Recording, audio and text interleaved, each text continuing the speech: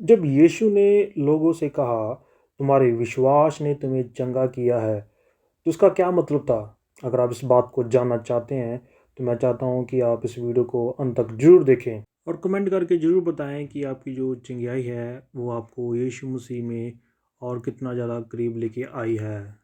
सबसे पहले मैं आप सबका भी स्ट्रॉन्ग क्राइस्ट चैनल में स्वागत करता हूँ। जितने भी नए लोग हैं, जल्दी से इस चैनल को सब्सक्राइब कर दें और आप इंस्टाग्राम पे भी इसको फॉलो कर सकते हैं। तो चलिए शुरू करते हैं आज के इस वीडियो को। यीशु मसीह ये कहते हैं, तेरे विश्वास ने तुझे चंगा किया, जो हम मत्ती के सुसमाचार उसका 9 अध्याय और उसके 22 वचन में पाते हैं, जहाँ यीशु ने उस स्त्री को जिसका लहू बहता था उसे चंगा किया। और इसी घटना को जब मरकुस के सुसमाचार उसका 5 अध्याय उसका 34 वचन में पढ़ते हैं, तो जहाँ यीशु कहते हैं, बेटी तेरे विश्वास ने तुझे चंगा किया है, शांति से जाओ और अपनी बीमारी से चंगे हो जाओ। इसके अलावा यीशु मसीह 10 कोढ़ियों को चंगा करते हैं, जो हम लुका के सुसमाचार उसका 17 अध्याय में पढ़ते हैं, और एक अंधे भिखारी को जो लुका के सुसमाचार उसके 18 अध्याय में पढ़ते हैं, जहाँ पे यीशु मसीह कहते हैं, तेरे विश्वास ने तुझे चंगा किया। इन लोगों ने जिस चिंगाई का अनुभव किया, उसे ग्रीक में सोजो शब्द के रूप से प्रस्तुत किया गया है, जिसका अर्थ होता है रक्षा करना, बचाव करना, मृत्यु से बचाना या जीवित रखना। कभी कभी जो सोजो शब्द है वो आत्मिक मुक्ति को संबोधित करता है, जो किसी व्यक्ति के विश्वास से जुड़ा होता है।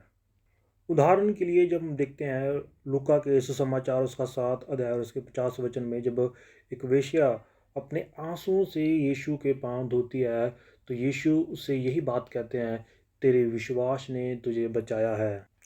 जब यीशु ने मत्ती के सुसमाचार उसका 9 अध्याय में लहू बहने वाली स्त्री से विश्वास के बारे में बात की, तो उसे चंगियाई शरीर से अधिक होने की संभावना थी।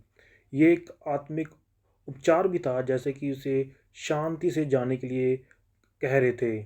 जब यीशु ने लोगों से कहा, तुम्हारे विश्वास ने तुम्हें चंगा किया है, तो वह वहाँ कह रहे हैं लोगों का विश्वास, यानी कि यीशु मसीह पर उनका विश्वास था, जिसके कारण उनकी रेस्टोरेशन हुई है, उनका उद्धार हुआ है, उनका जीवन बहाल हुआ है, एक माध्यम था। मसीह की जो शक्ति वहाँ पे थी, जो चंगाई को प्रभावित करती है, लेकिन उनकी शक्ति उनके विश्वास के संबंध में लागू की गई। इस प्रकार कुछ लोगों के विश्वास ने उन्हें चंगाई प्राप्त करने में सक्षम बनाया। उसी प्रकार कभी कभी विश्वास की कमी के कारण चंगाई जो है वो रुक जाती है, जो हम देख सकते हैं मत्ती के सुसमाचार उसका 13 अध्याय में हम पढ़ सकते हैं।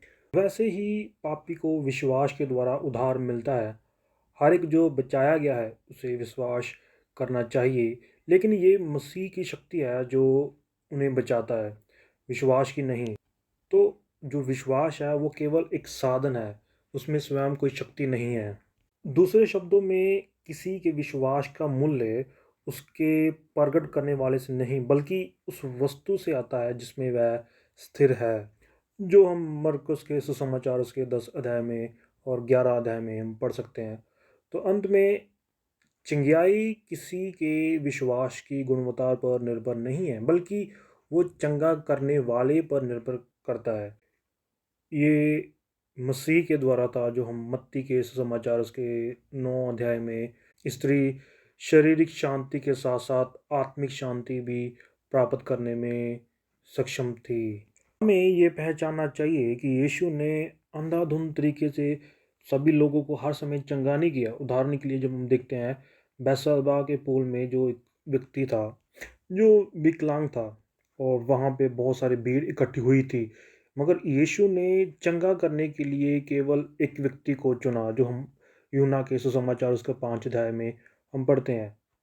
और हम देखते हैं यीशु ने उस व्यक्ति से पूछा कि क्या वह चंगा होना चाहता है। उसका जवाब अंधविश्वास में डूबा हुआ था। उसे कोई पानी तक ले जाने वाला कोई नहीं था, और वह ना ही इतना तेज था कि सही समय पर पानी में उतर सके। और इस व्यक्ति को जो जरूरतमंद था, परमेश्वर की कृपा से चंगा हो गया। उसे यीशु में कोई विश्वास नहीं था। वह ये भी नहीं जानता था कि ये यीशु है जिसने उसे चंगा किया था।